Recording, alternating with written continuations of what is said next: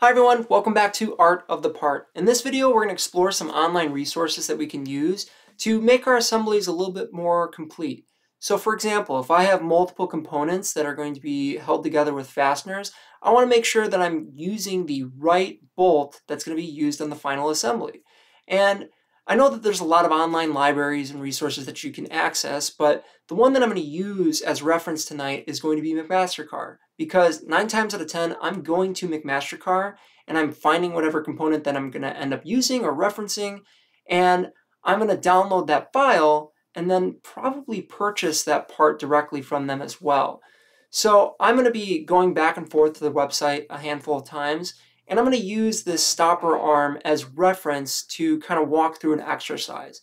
So this is used on our vise and riser assembly so that when I'm using or I'm setting up second operation, I don't have to then set up my work offset every single time and touch off the part. Well, all I have to do is just push my part up against this threaded rod, and I know that I'm close enough within tolerance where that is going to be my 0 point where I can start my program from. Then I just remove the rod or just put it out of the way to start the program. So I'm going to show you an exploded view of this. So I'll explode this. So we just purchased or made this little rod here with the slot, and then I have to go and track down a washer and a bolt, as well as a threaded rod and then a nut. So I'm going to remove those really quickly, and I'm going to pretend that I just have to go and look at this part, measure it out maybe, and find whatever reference components that I need. So I know that the slot here was designed around an M8 bolt, and I then have to get a 20 millimeter long thread that is going to go and lock into the side of the vise clamp. And then I also have a 1/4 threaded rod that's going to thread into this hole as well. So I'm going to open up McMaster Carr and start filtering through some of these options and finding these files to download. So I've got McMaster Carr already opened up here in the background. If you click on their logo, it just brings you back to their homepage, but this is the homepage you'll be greeted with. There's a couple different icons that you can select from, and I know the first component that I need to find is that screw. So it's going to be a socket head screw. It's going to have a hex in the middle of it. So I select socket head screw, and then after I select whatever component that I'm looking for, I typically will select between inch or metric because it will narrow down our search possibilities. So sometimes there are threads and screws that are only available in inch and only available in metric depending on what they're offering from the supplier. So I'll just select metric, and I'll select this alloy steel socket head, and then I'm going to choose my thread size on the left here, M8. I know my thread pitch is 1, and then my thread length is 20. And most of the time, once you go through 4 or 5 of these different selections, it's going to bring you to the exact part that you're going to find or use.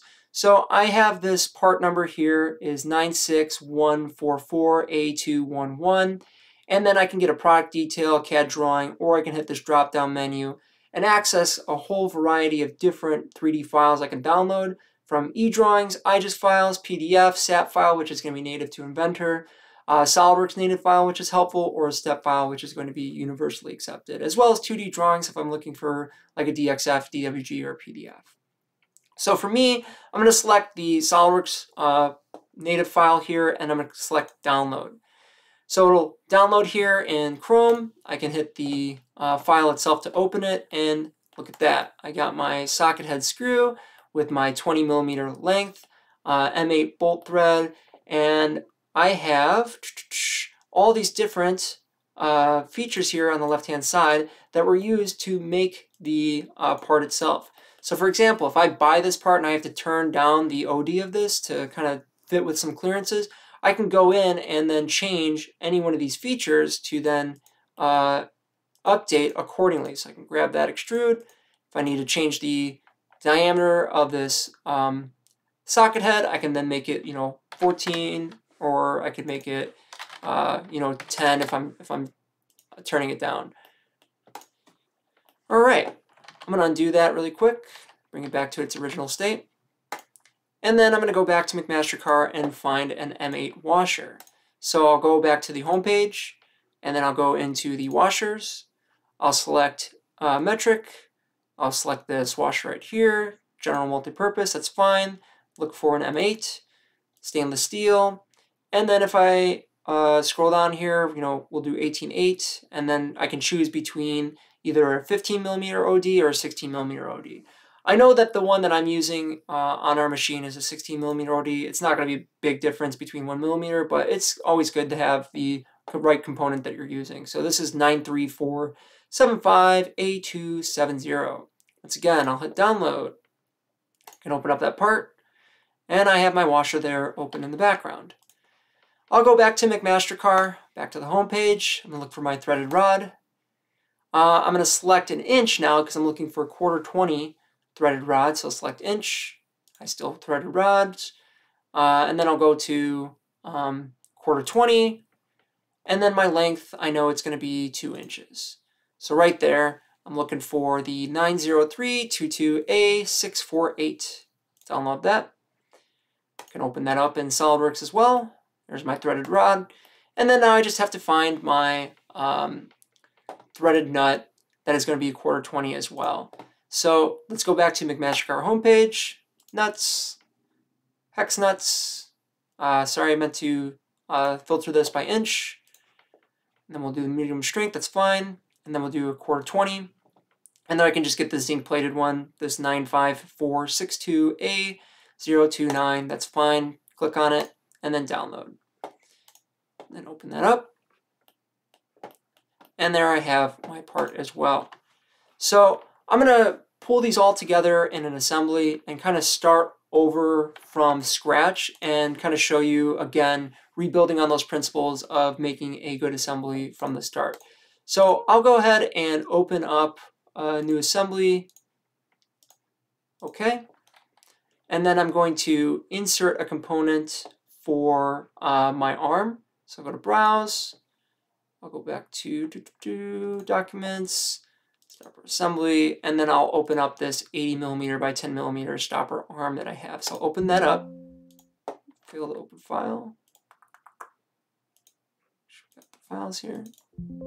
Oh, it's because it's already open in the background. My apologies. Let's go ahead and close this one.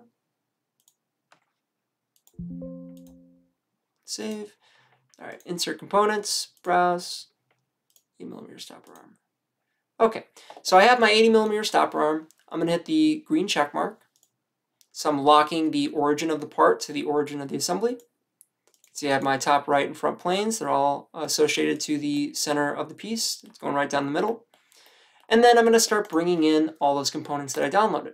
So I go to Insert Components. I already have them open in the background here.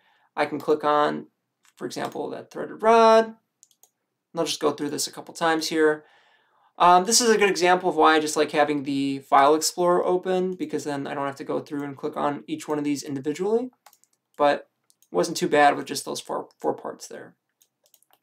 All right, so let's go ahead and start mating this up. So I'll use the mate feature, and then my mate selection will just be, I'll grab the face of this washer, I'll mate it to the face of the stopper arm, and then I'll grab the internal diameter, and I'll mate it to the slot radius there, and I'll do the same thing for this socket head,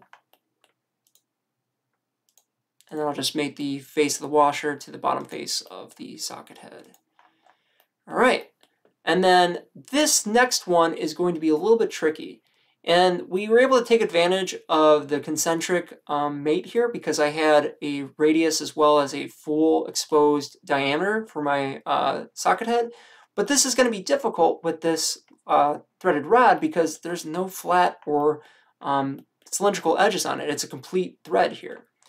So what we'll have to do is a tricky view hidden axes. So you have to, or axes rather. So you have to go to the eyeball up here in this toolbar, and then visibility, just go and hit the drop-down menu and select View Temporary Axes. So when I select View Temporary Axes, you'll actually be able to see all these different axes that are associated to cylindrical pieces or cylindrical geometry. So for example, I know that this rod is cylindrical, so I have an axis going down the entire rod. So I can select Mate, I'll grab the axis itself, and then I'll grab the axis to the hole here. And I can always toggle this on or off. I can do the same thing with this. I'll do the same thing with this threaded nut here first too.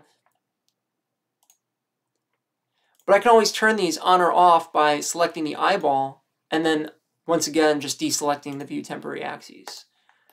And now I can go ahead and mate this accordingly. So I'll mate this face to this face here.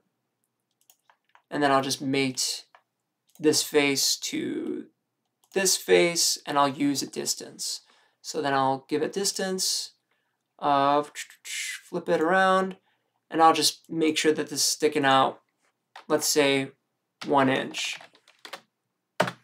So that I know this part will always be 1 inch offset from the face of my stopper arm, which is then in line with the edge of the vise. So that said, I'm going to save this assembly. Files, save as, and I'll just make it a stopper arm assembly. Save it, and it's just going to save all these old files, convert them up to the current version you have in SolidWorks.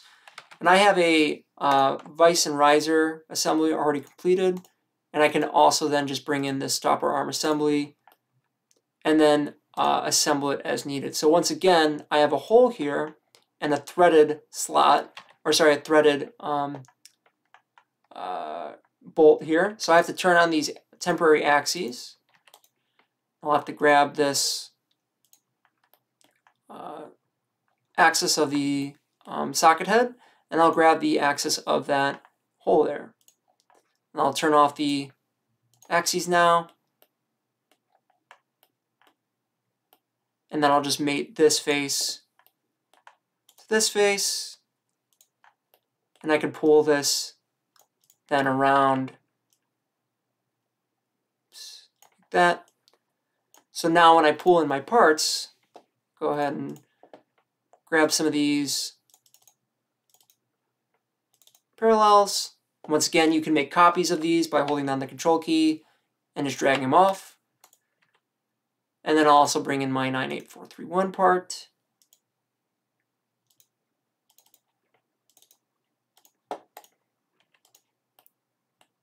And then I'll just mate this up accordingly.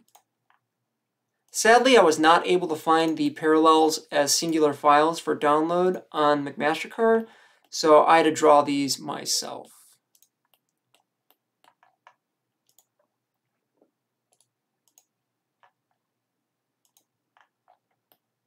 Oops. Wrong face there.